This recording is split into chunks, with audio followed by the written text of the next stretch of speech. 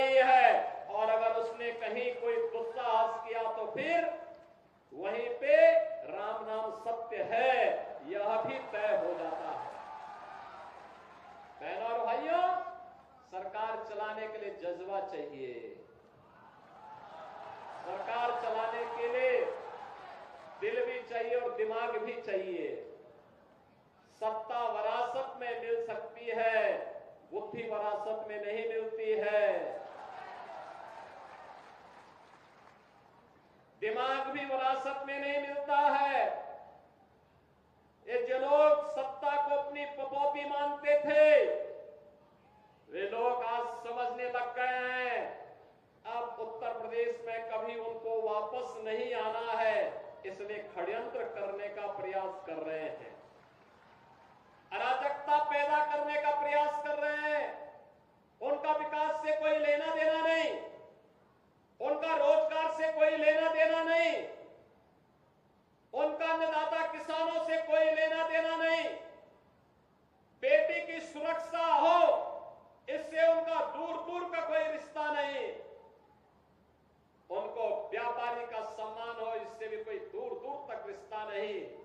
और तो आप देखते होंगे जब उनके किसी एक माफिया शागिर्द को, किसी डकैत को जो पुलिस मुठभेड़ में मारा जाता है, जब मारा जाता है तो इनकी दुखती हुई नस पर जैसे पुलिस ने उंगली रख दी हो, तब ये चिल्लाने लगते हैं। आप मुझे बताओ जो डकैत पुलिस मुठभेड़ में मारा गया, जो मारा गया, अगर वह डकैत जैसे हथियारों का प्रदर्शन करते हुए डकैती डाल रहा है, वहां ग्राहक भी बैठे हैं, ग्राहकों को खड़ा करके एक तरफ करके अगर गोली मार देता तो क्या उनकी जान को ये समाजवादी पार्टी वापस कर पाती क्या? कर पाती क्या? और वो किसी भी जाति के हो सकते थे। ग्राहक वो यादव भी हो सकता था, दलित भी हो सकता था, किसी भी जाति का होता है। जेवर की परंपरा हमारे इतिहास का एक महत्वपूर्ण कार्य का हिस्सा है, मांगलिक और एक शुभ कर्म का हिस्सा माना जाता है। और अगर जेवर खरीदने के लिए किसी शराब और किसी सुनार के घर में, व्यवसायिक प्रतिष्ठान में कोई ग्राहक गया है और उस ग्राहक के साथ लूट हो, उस व्यापारी के साथ सरेआम लूट हो, डकैती डाल करके करोड़ों रुपए की डकैती डाल दी जाए, अगर डकैत हत्या करके भाग गया और पुलिस के पास सुराग नहीं मिलती तो यही लोग बोलते देखिए साहब अराजकता है। और अगर पुलिस ने पकड़ लिया, कार्रवाई कर दी और फिर मुठभेड़ में, आपसी मुठभेड़ में डकैत मारा जा रहा है, तो समाजवादी पार्टी को बुरा लग रहा है, कह रहे साहब ये नहीं होना चाहिए था। तो क्या होना चाहिए था? पूछना चाहिए था।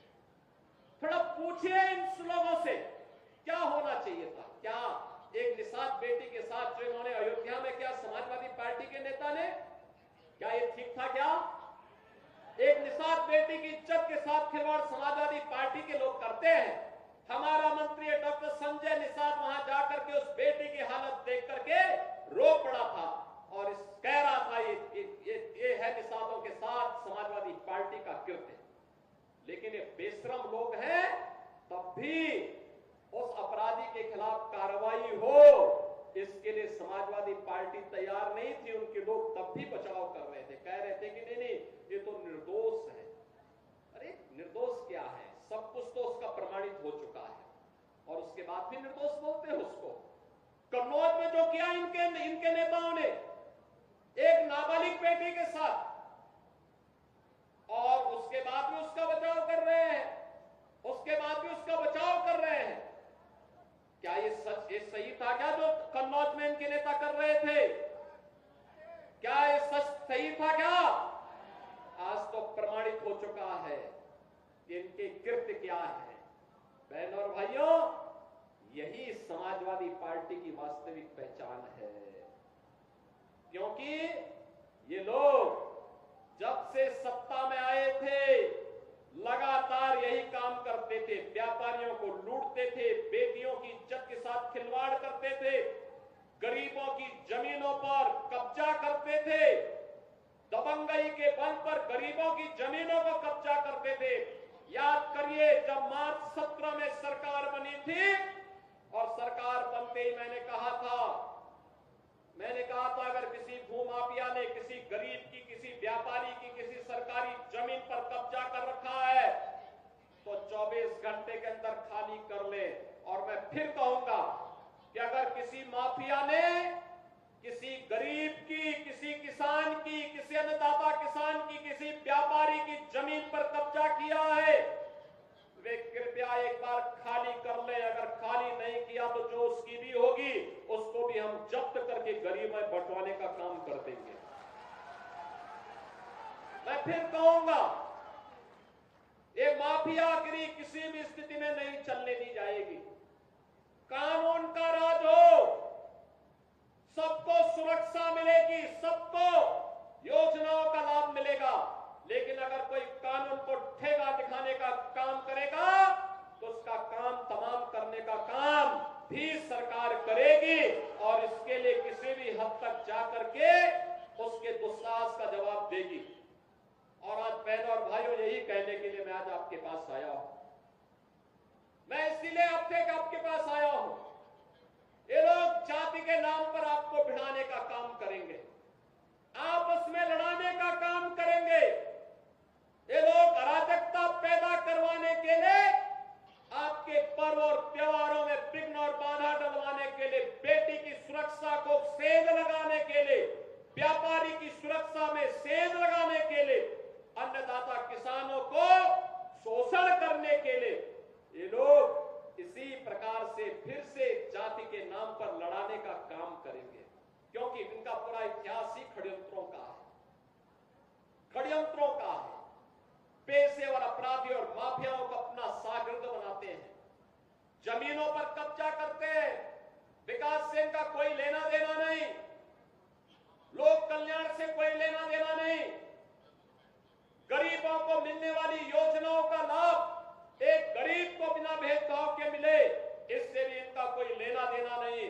एक केवल और केवल पेशेवर अपराधी है और इन पेशेवर अपराधियों के साथ उतनी ही शक्ति से निपटने की तैयारी हमारी होनी चाहिए।